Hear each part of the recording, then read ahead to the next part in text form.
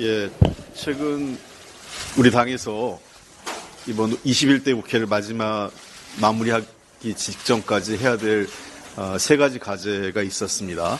이태원 참사 특별법, 그다음에 해병대 장병 사망 사건에 대한 특별법, 특검법 이 두 가지와 더불어서 가장 중요한 게 지금 2030 피해가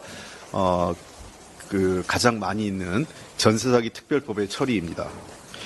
정부와 국민의힘은 전세사기 특별법 제정 당시에 여야가 합의했던 실태조사와 보안입법 약속을 이행하지 않으면서 전세사기 피해자들의 고통과 눈물을 방치하고 있습니다. 지난 2월 전세사기 특별법 개정안이 본회의에 직회부된 이후에도 무책임에 대한 반성 없이 계속해서 반대만 주장하고 있습니다. 이는 총선 민의에 반하는 행동으로 아무런 정당성도 없는 것입니다. 국토부는 전세사기 특별법 개정안의 핵심 내용인 선구제 후회수 프로그램과 관련해 아무런 근거도 없이 수조 원의 예산이 소요된다는 입장문을 발표한 바 있습니다. 오로지 반대만을 위한 정치적 주장으로 전세사기 피해자들을 보호할 책임이 있는 정부 부처가 부끄러움도 없이 무능과 무책임으로 일관하고 있는 것입니다. 최초 법 시행 이후 피해자 지원위원회가 인정한 피해자 수가 15,433명으로 늘어났지만 LH가 매입한 주택이 한 건에 불과한 것을 비롯해 빚부담이 늘어나는 금융지원을 제외한 피해 지원 대책을 이용한 피해자는 10%도 되지 않는 실정입니다. 전문가들이 피해자 규모를 현재 인정된 숫자보다 많은 2만 5천 명으로 가정해서 선구제 후회수 프로그램이 들어갈 재정을 추산한 결과 최대 4,875억 원의 재정이 소요된다고 발표한 바 있습니다.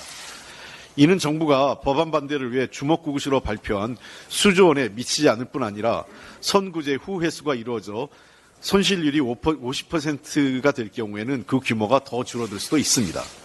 또한 주택도시기금의 여유자금 운영 규모가 29조 원에 달해서 기금의 재정이 악화될 수 있다는 주장도 설득력이 없습니다. 전세사기 피해 가구 중 20%는 최우선 변제 대상입니다. 30%는 선순위 임차인으로 정부 제접 투입 대상이 아닙니다. 특별법 개정안에 담긴 선구제 후회수 방안은 최소한의 보증금도 돌려받지 못하는 최악의 상황에 처한 피해자들을 돕기 위한 것입니다. 특히 이 대상에는 2030이 압도적으로 많습니다. 그럼에도 정부가 피해자들의 고통을 해소하지 못할 망정 근거 없이 사실을 왜곡해 소요 재원을 부풀리게 하고 혐오를 부추겨 국민을 편가르게 하는 것은 매우 잘못된 것입니다. 주거는 가장 기본적이고도 중요한 기본권입니다. 이를 국가가 무책임하게 방치하고 외면해서는 안 됩니다. 정부와 여당은 정확한 실태조사와 보안입법 약속을 지키고 개정안 처리에 적극 협조해야 합니다. 5월 2일 본회의를 반드시 열어서 전세사기 특별법에 대한 본회의 부의를 확정할 생각입니다. 그리고 5월 국회 마지막에 이 법안을 꼭 처리하겠습니다. 민생 파탄과 경제의 어려움을 보여주는 뉴스들이 계속 쏟아지고 있습니다.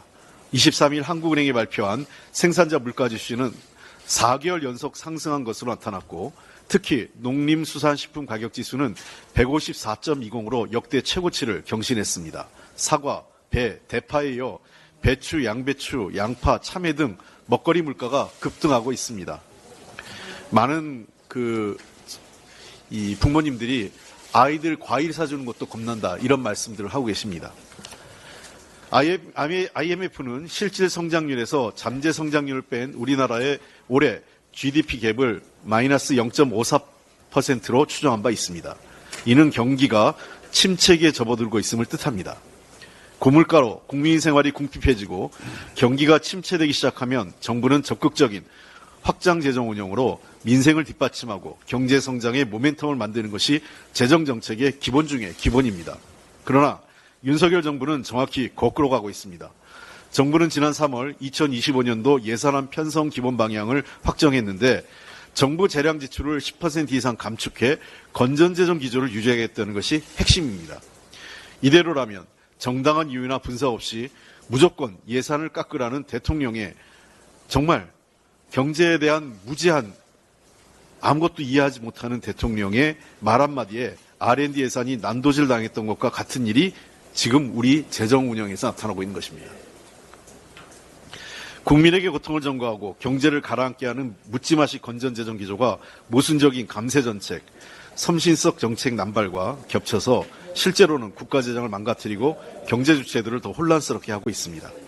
선진국들이 대규모 재정 투입으로 새로운 성장 동력을 만들어내려 노력하고 있는데 유독 윤석열 정부만은 이런 세계적 흐름과 반대로 가고 있는 것입니다.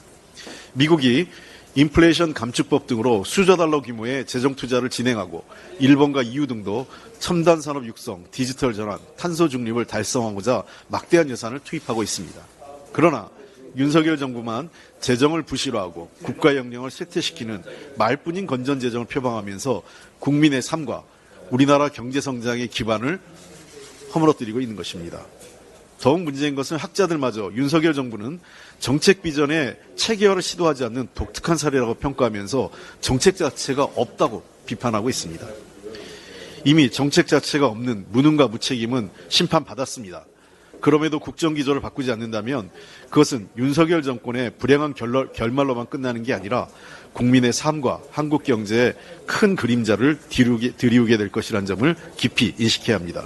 최근 민주당의 적극적인 재정정책 강조에 대해 건전재정은 선택이 아닌 당위라며 강하게 비판한 한 경제신문이 있습니다. 그러나 이 경제신문은 지난 2001년 김대중 정부 당시 기획예산처의 건전재정 기조에 대해서는 강하게 비판하면서 경기 침체를 막기 위해서 확장적 재정을 해야 한다는 입장도 발표한 바 있습니다. 건전재정 환상이 경기를 급냉시킨다. 과연 지금이 재정 건전성만을 따지고 있을 상황인가? 재정이 경기 회복을 돕지는 못할 망정 발목을 잡아서는 안 될 상황이다. 그 당시 사설의 내용입니다. 저는 지금도 다르지 않다고 생각합니다. 재정 건전성을 확보하기 위해서는 건전 재정에 집착하는 게 아니라 경기를 살리려고 재정이 적극적인 역할을 하면서 우리나라 경제가 살고 민생이 다시 회복되면 자연스럽게 재정 건전성은 찾아올 수 있다고 생각을 합니다. 윤석열 정부의 각성을 촉구합니다.